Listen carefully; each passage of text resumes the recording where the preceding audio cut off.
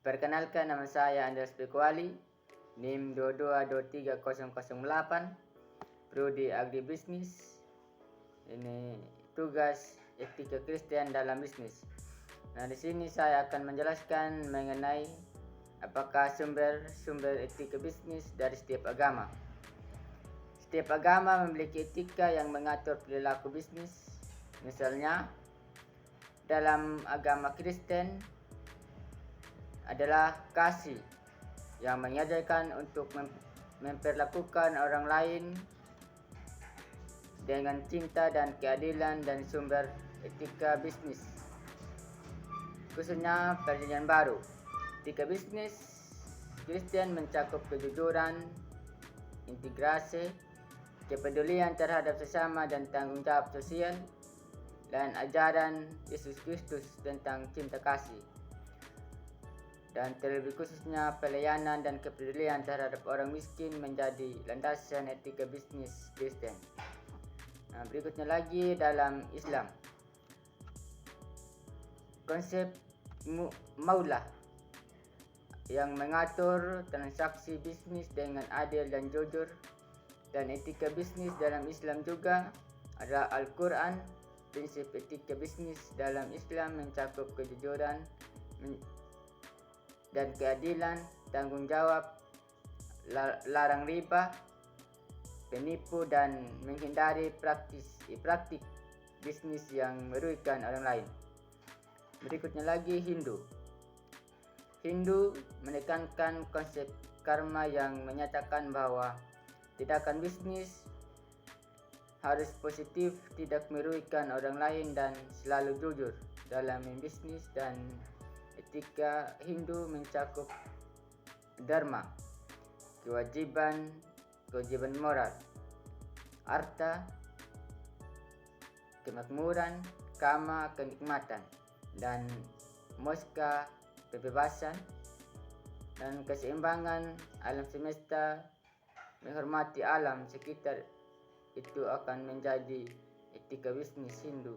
Dan juga bisnis harus melaras dengan nilai-nilai spiritual yang tidak merugikan masyarakat atau lingkungan. Buddha menekankan pada konsep kebijaksanaan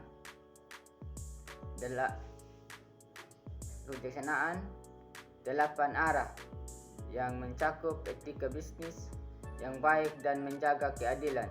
Dan setiap agama memiliki pandangan yang unik tentang bagaimana bisnis harus dilakukan secara etis. Nah, berikutnya lagi mengenai apakah prinsip-prinsip etika bisnis setiap agama. Kejujuran dan integrasi dalam berbisnis. Kejujuran dan integrasi adalah hal-hal yang sangat ditekankan dalam agama.